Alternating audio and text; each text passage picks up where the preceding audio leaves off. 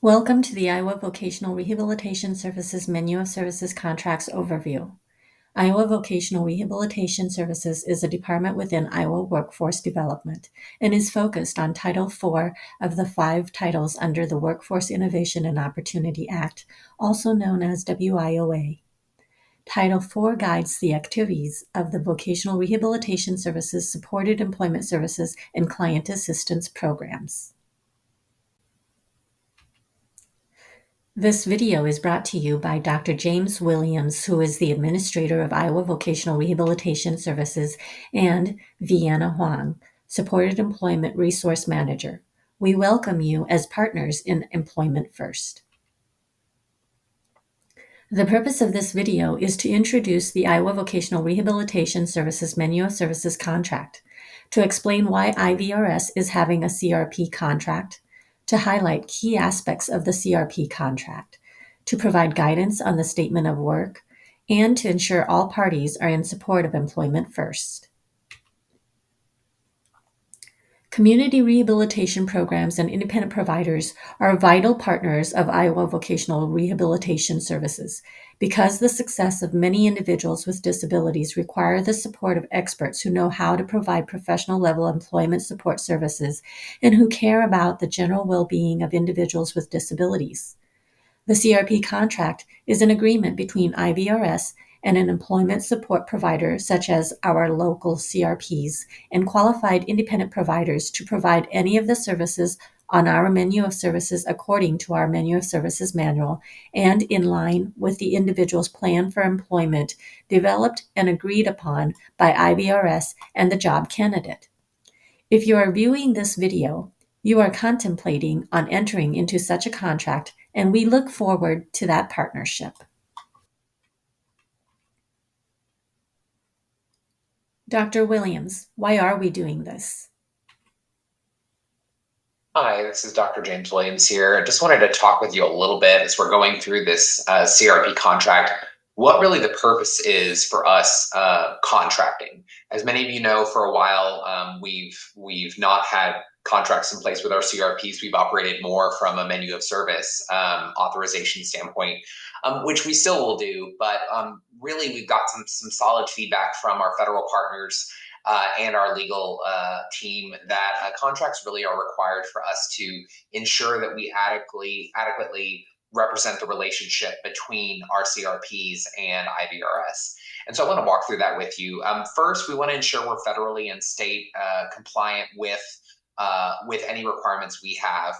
It's really also just best practice. One of the reasons why contracts are used is not as much to, I think a lot of us think of contracts as a way to like bind someone to something.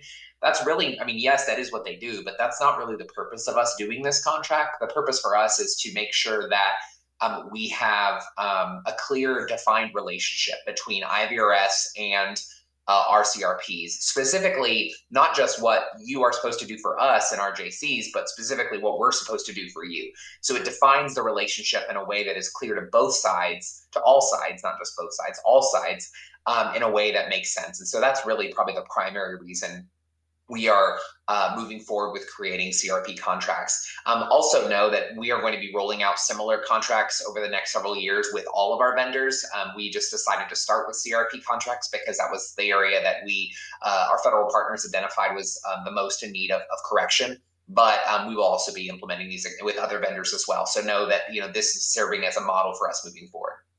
We want to make sure we always protect our job candidates, our staff, and you as a CRP in your interactions. Our goal is that you spend 100% of your time, or as much as possible, delivering services to our JC, the best services possible. And we want to make sure in doing so that you're protected as a provider, our staff are protected as employees of the state of Iowa, and our job candidates are protected as Iowans with disabilities.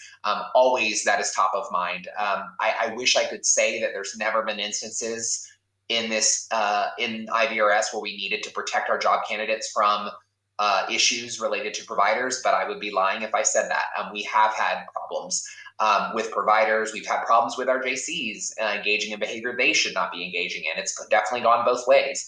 However, that said, we want to make sure we protect everybody involved in the relationship. We want to make sure our JCs are safe, that they are well cared for, and when there is a problem with a provider or vice versa, there's clear guidelines as to how to address it.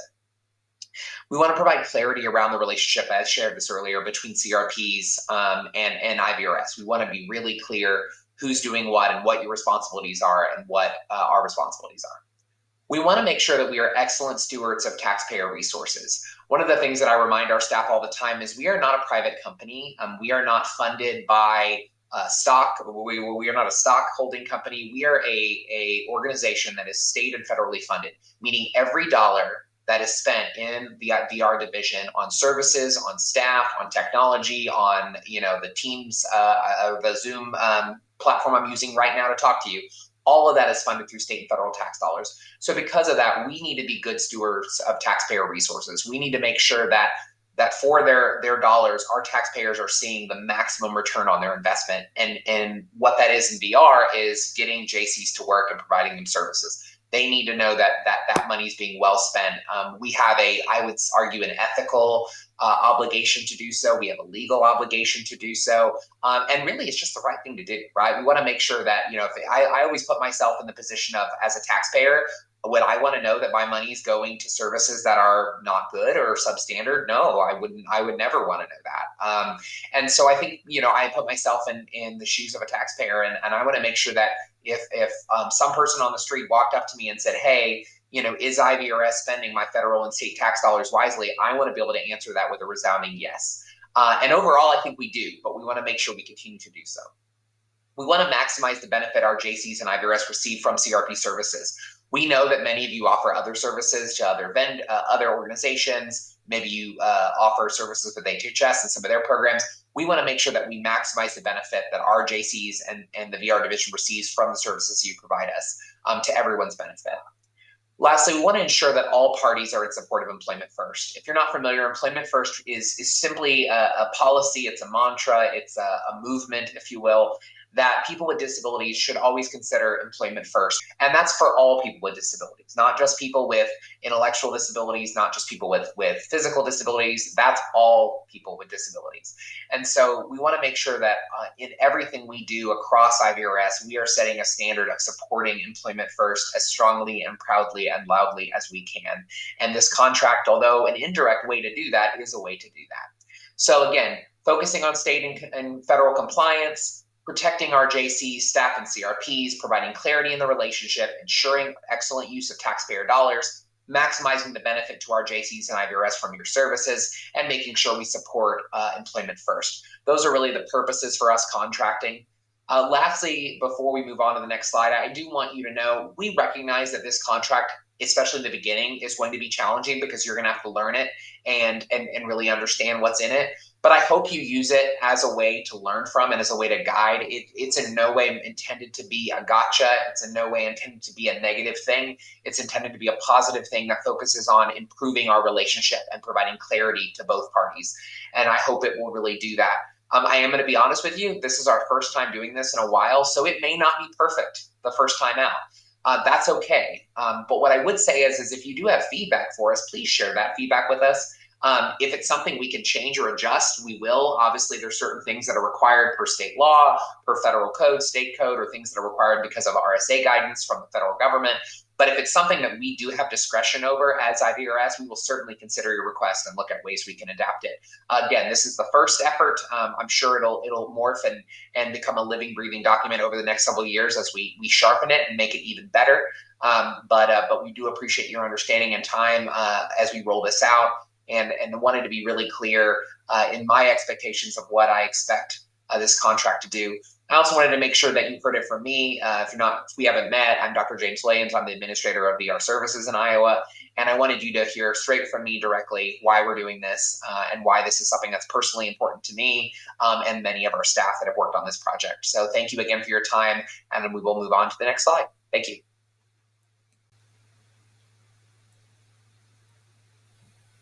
Thank you, Dr. Williams. Let's get started. In the contract, there are spaces for the contractor to complete. Those spaces are highlighted when you put your cursor over the area. Please use the guidance on the contract and from this video for what you should be entering and how. If you're not sure on what to enter, please contact the IVRS Support Employment Services Resource Manager.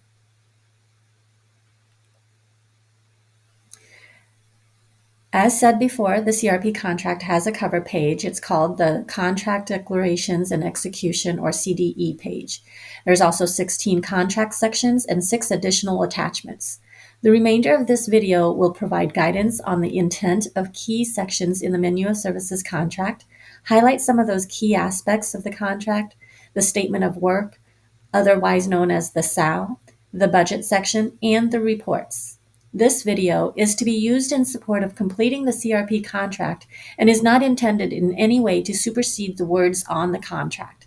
Please make sure that you read the entire contract for details and complete understanding.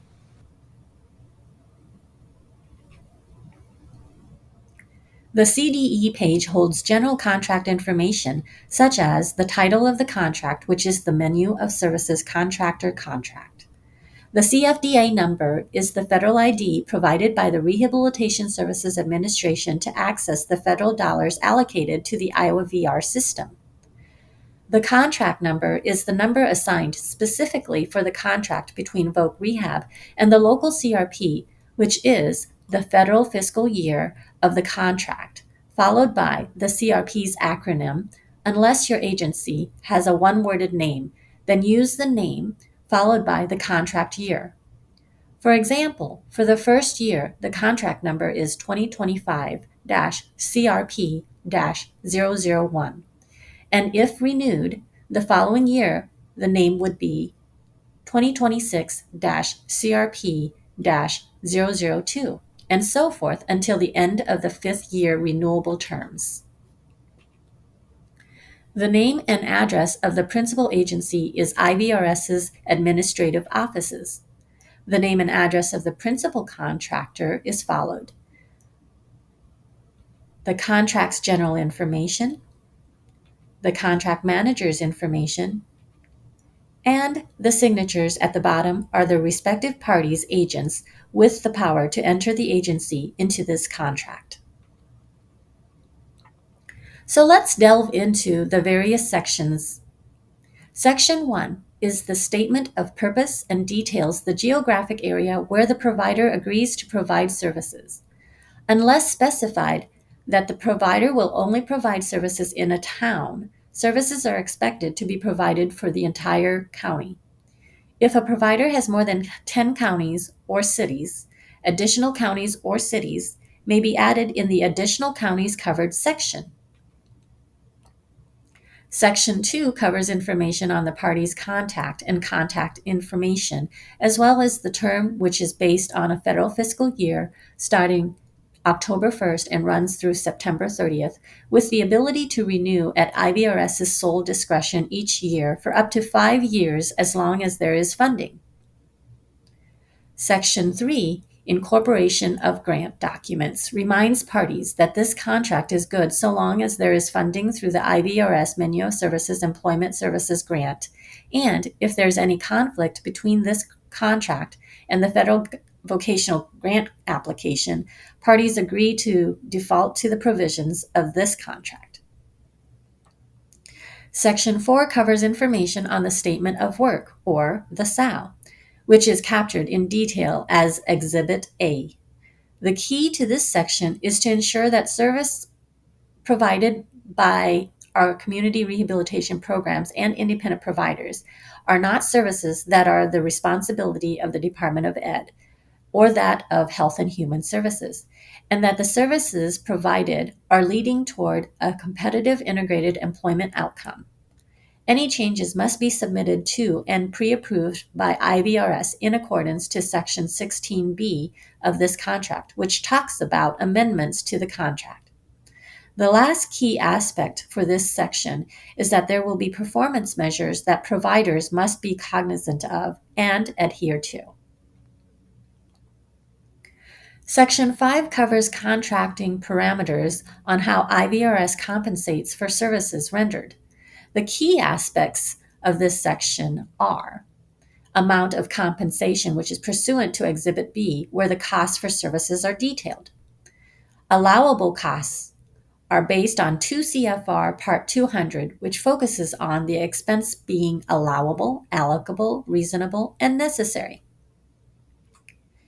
Invoices, 100% of the services rendered for portions of the invoice that shows that the services are within the scope of the authorization described in Exhibit A, which details the purpose and possible activities completed by respective services on the menu of services, and 2 CFR Part 200.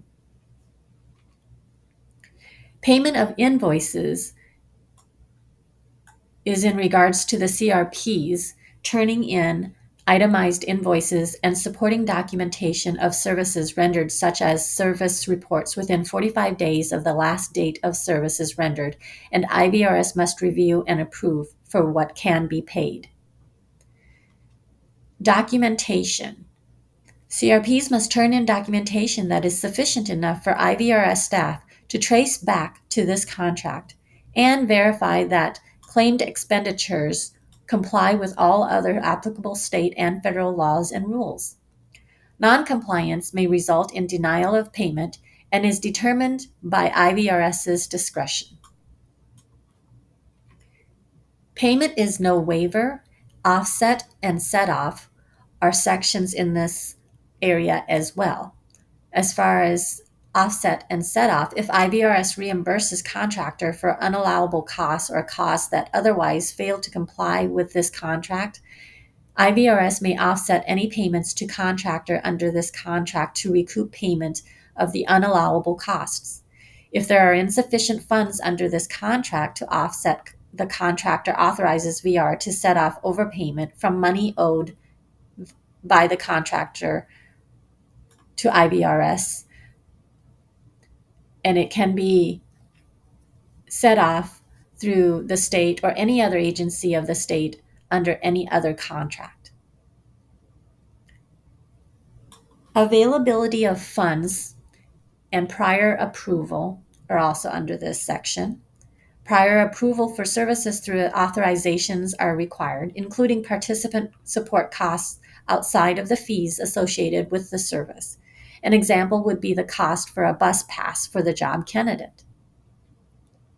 The period of performance is the period when expenses are obligated and applied to the budget, and not by the service date or when it's claimed. Section 6 covers information on monitoring. IVRS will need timely access to reports and financial statements in order to assess the health of the contract and determine technical assistance needs in order to support both the CRP and the IP, which is the independent provider, and local VR staff in meeting the terms of this contract. The contractor agrees to permit comprehensive on-site monitoring visits and desk reviews as deemed necessary by IVRS. The key to Section 7 is to have a policy or policies and procedures on how to triage differences among partners, starting with policies surrounding the control and supervision of direct field staff, background checks, disciplinary actions to commensurate wages of professionals, and the required training of professionals both as employment support providers and as supervisors. IVRS requires accreditation and training outlined in the Menu of Services Manual. Failure to complete IVRS provider requirements may result in non-payment for services rendered. Section 8 provides details on grounds for immediate termination, timeline for notice of termination, which is 30 days with written notice, termination for cause by IVRS, and termination for cause by the contractor. This section also discusses the termination by IVRS due to lack of funds or change in law because IVRS funding is contingent on RSA and state-funded grant. The contractor's duties upon termination are to cease all services performed unless otherwise directed by IVRS, assist with timely transfer and cooperation in good faith with IVRS during the transition period. IVRS will notify the contractor in writing by the IVRS accountant if the contractor needs to pay back money to IVRS. Section 9, indemnification, basically says that both contractor and IVRS shall hold each other harmless for things arising out of each respective agency's negligence or wrongful acts or omission in the performance of this contract. However, contractors shall remain responsible for all damages to persons or property that occurs due to contractor's fault, negligence, gross negligence, bad faith, fraud, or other wrongful acts in the performance of this contract. All indemnification obligations imposed by this section shall survive the expiration or earlier termination of this contract. The contractor's employees may have access to confidential data and information, and access will be to the extent necessary to carry out responsibilities under the contract. Section 10 is focused on how to handle confidential data and information regarding job candidates and applicants. Any data supplied to or created by the contractor shall be considered the property of IVRS. No data and information shall be shared without the consent of IVRS. In the event that a subpoena or other legal process is served, contractor shall promptly notify IVRS and cooperate with IVRS in any lawful effort to protect the confidential information. The contractor's obligation to maintain confidentiality shall survive termination of this contract.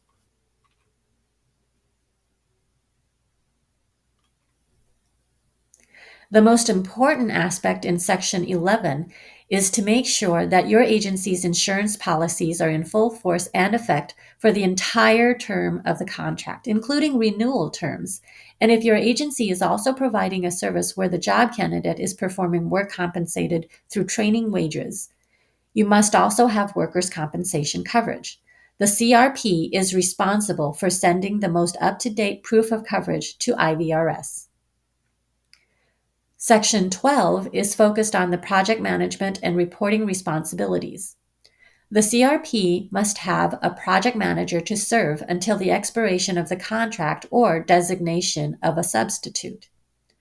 The local manager for IVRS is the IVRS supervisor assigned to oversee the local VR office. IVRS contract managers are the Supported Employment Services Resource Manager and the Vocational Rehabilitation Counselor Specialist assigned to the region.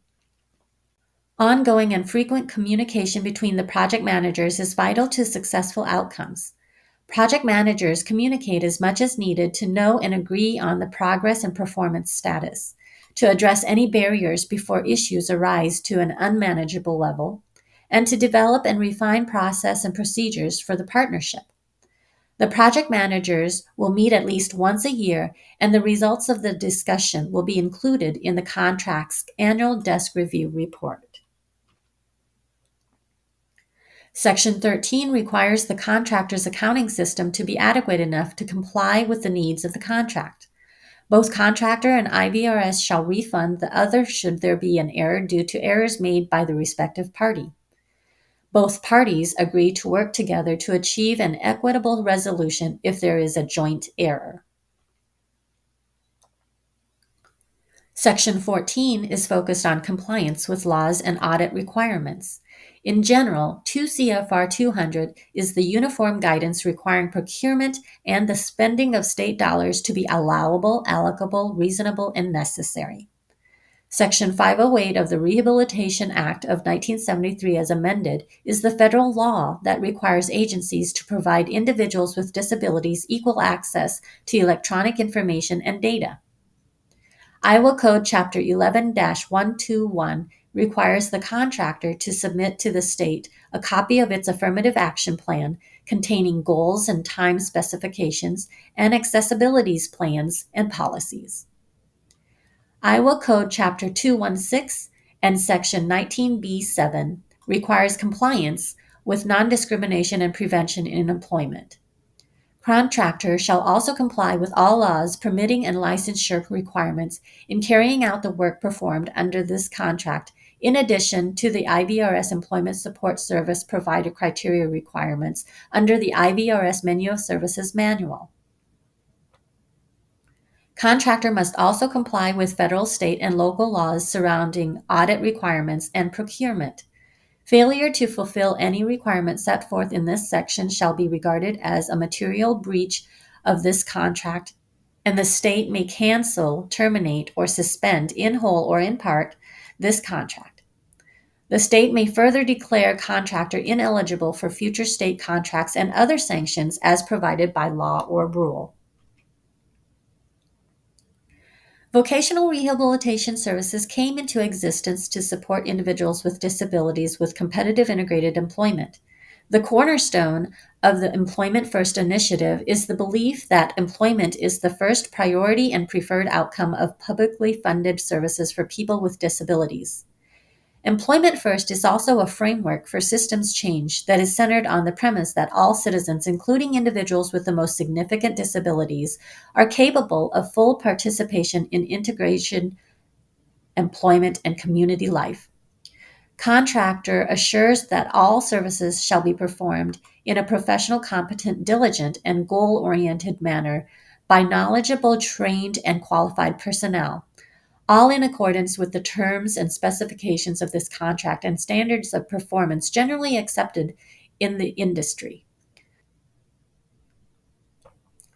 Contractors shall reperform the services at no cost to VR, such that the services are rendered in the specified manner, or if contractor is unable to perform services as warranted, contractor shall reimburse VR for any fees or compensation paid to the contractor for the unsatisfactory service.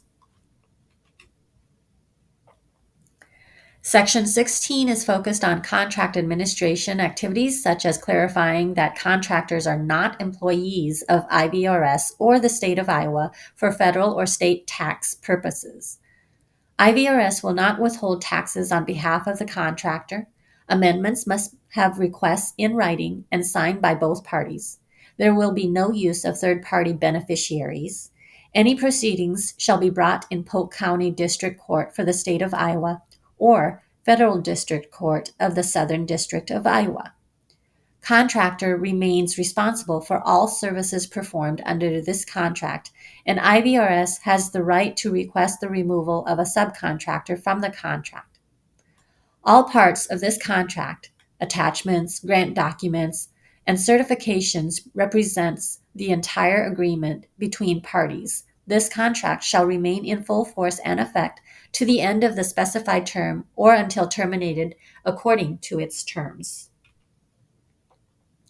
There are other parts to Section 16, but some key aspects are the record retention and access section, where specific guidance that contractors should be aware of when it comes to expectations for records and access.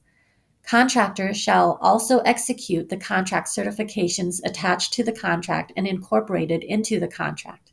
Pursuant to Iowa Code Chapter 554D, the Uniform Electronic Transactions Act of 2021, the parties agree to the use of electronic signatures relating to this contract, and in attribution, the contractor agrees to acknowledge the sponsorship of IVRS with respect to any public statement, press releases, news item, or publication related to a program funded entirely or in part with funds from IVRS. Contractor also agrees to identify the role of IVRS with respect to any individual highlighted or publicized when the individual is an IVRS job candidate. A dedicated space on the contractor's public website and social media platforms will be made available to promote IVRS services.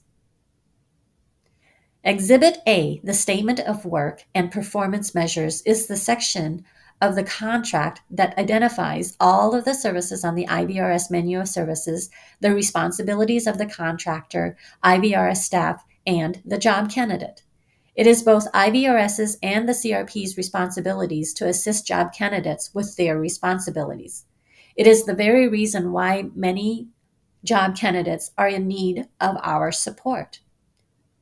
CRPs are required to have the necessary certification and/or accreditation requirements. Individual staff and independent providers must also have training in job development and/or job coaching in order to provide services that utilize the knowledge and skills of those respective training. Each provider must also complete a minimum of 4 continuing education units per year. Those 4 continuing education units can be obtained through any means of training that is ran by a subject matter expert on that topic. The menu of services outlines the employment services that IVRS is able to purchase from a CRP on behalf of an IVRS job candidate. The Menu of Services Manual reflects the agreement between IVRS and a CRP that ensures the job candidate's needs drive the planning and service delivery process. The 16 services on the Menu of Services are listed with the responsibilities of both the contractor and IVRS. The contractor should use the highlighter to highlight the corresponding service and ensure that that is truly the service that they plan to provide. There is a space next to that service for you to indicate if that is a service that you will be providing. Services like the Disability Innovation Fund's customized employment and individual placement and support require additional training from respective evidence-based programming facilitators, fidelity reviews from the state contracted entities, and dedicated staff. Performance measures are designed to help guide teams with areas of strengths, weaknesses, and opportunities surrounding the quantity and quality of service using the menu of services and the partnership with CRPs. IVRS tracks assurance data that are also used in federal reporting to justify case service expenditures and will be used in the performance measures and as a tool for discussion points for local service coordination. Both IVRS and contractors are responsible for achieving certain standards for service delivery and improvement work plan if needed. In order to ensure that both parties actively work towards the goals of this contract and the goals of employment first, there are 3 levels of reviews. Quarterly, teams have an opportunity for local teams to see how the partnership is progressing and address any concerns that local teams may iron out if addressing it as it happens does not resolve the issues. The report out assurance data will be provided to both teams to use as a tool to objectively see that progress. Second, desk reviews are completed at the end of each year when the Support Employment Services Resource Manager or the assigned Voc Rehab Counselor Specialists will review the annual trend and assist the teams with addressing any areas of concern surrounding communication and partnership, referrals, service deliveries, and outcome from the report out report. Thirdly, comprehensive audits are monitoring visits that look at a 3-year trend using the desk reviews. The visit will also look at agency and staff credentials, CEUs, Employment First aligned policies, and other federal, state, and local rules, such as background checks and other ruling or court-involved cases that the CRP may be involved in. If needed, some reviews may be done in person. With the exception for the Disability Innovation Fund's customized employment and individual placement and support services, IVRS uses a fees for service system. Local IVRS offices will authorize for the units needed to complete a service. Each unit is equivalent to 15 minutes. The DIF-CE and IPS services is a group of services within one. The authorization process and rates are outlined in Exhibit B, called Budget. Each service has a maximum allowable unit for the life of the case. A request for an exception to policy is required if more units are needed beyond the maximum units allowable and/or if service is being rendered beyond the time frame. The Menu of Services Manual has information on the provider qualifications, documentation requirements, billing for services rendered, and other detailed information pertaining to rendering of services and claims. In addition to agency accreditation and staff certification, all CRP staff working with IVRS are required to complete the online IVRS Menu of Services training modules, pass the Menu of Services training quiz, review the Menu of Services manual, and sign the Acknowledgement of Understanding page within 6 months of beginning to provide services for IVRS job candidates. Rates are subject to change based on Iowa Medicaid rate changes. CRPs are responsible for updating major staff changes to the IVRS contract manager. Exhibit C outlines the various reports and deadlines for those reports. Contractors are required to submit quarterly reports in which the contractor will describe service operations, participant characteristics, and outcomes achieved during the quarter using the report out assurance data and any other data captured by the contractor. Exhibit C also details the quarterly report performed and the quarterly report format, which includes 3 content areas: the budget status, primary tasks, problems or delays. Quarterly reports are due within 5 business days after the end of the quarter. Quarter 1 covers activities conducted between October 1 through December 31st, and the report is due January 8th. Quarter 2 covers activities conducted between January 1st through March 31st, and the report is due April 7. Quarter 3 covers activities conducted between April 1st through June 30th, and the report is due July 8th. Quarter 4 covers activities conducted between July 1st through September 30th, and the report is due October 7. The year-end summary report will be found within that quarterly progress report for the 4th quarter and is due October 7th. The contractor shall provide information demonstrating substantial progress in achieving the objectives of the contract. Continued funding of the CRP contract is contingent upon the satisfactory completion of the prior year's activities. The remaining pages are on contract certifications, minority impact statement, and definitions. Contract certifications is an attestation that the contractor is in compliance with all federal, state, and local laws as it relates to being able to provide services under this contract. Minority impact statement is in regards to contract applicants' potential impact on minority groups. Definitions page is specific to the definitions of minority persons as defined in Iowa Code Section 8.11 and the definition of disability as defined in Iowa Code Section 15.102, subsection 5, paragraph B, subparagraph 1. And this concludes all of the sections of the CRP contract. Thank you so much for your time. And as I said before, this video does not supersede the words that are on the contract. Please take your time to review the contract as it is non-negotiable.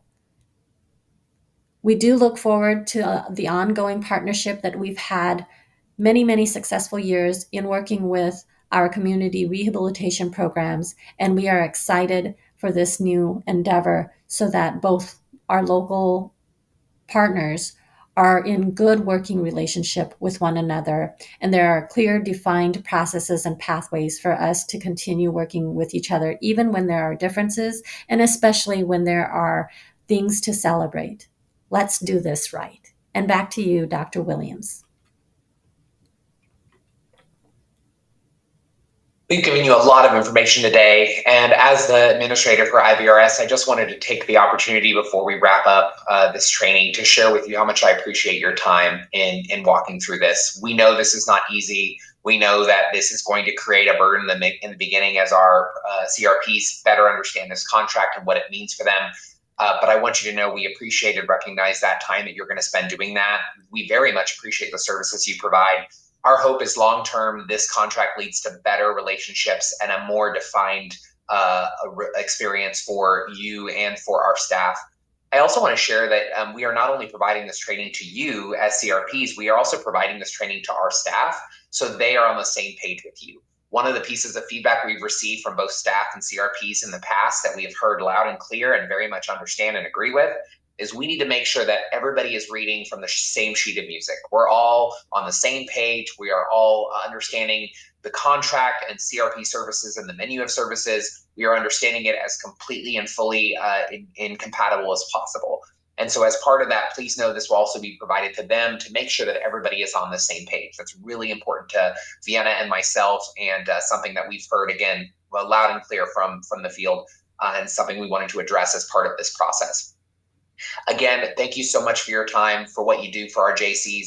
You really make the magic happen. There is no doubt about it.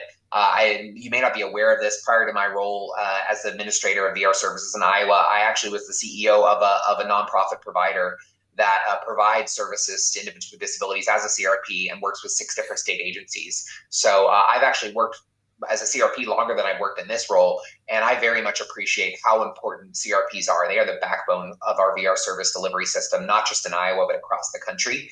And we very much recognize that. Our goal is to support you in any way you can, and make sure that our staff have the best possible information they can get to work with you more effectively and to better serve our JC. So thank you again for your time, for what you do, and for changing the lives of people with disabilities. I truly believe that finding a job is the most meaningful service we can provide to the people that we serve, and you are a part of the magic making that happen. So thank you again. Really appreciate your time. As always, please reach out to Vienna or myself if we can support your services or your relationship with us in any way. I'm sure you have Vienna's email, but in case you don't have mine, it is james.williams@iwd.iowa.gov. You are always welcome to email me. I may pull in Vienna if it's something, or one of my other staff members if it's something they can help us with, but I always welcome your feedback directly to me in any way, shape, or form. You can also call me if you want to email me and get set up a time to meet. Always willing to do that as well. Thank you again for your time. Best of luck as you move forward with providing great services for our JCs. And again, thanks for your time today. Take care.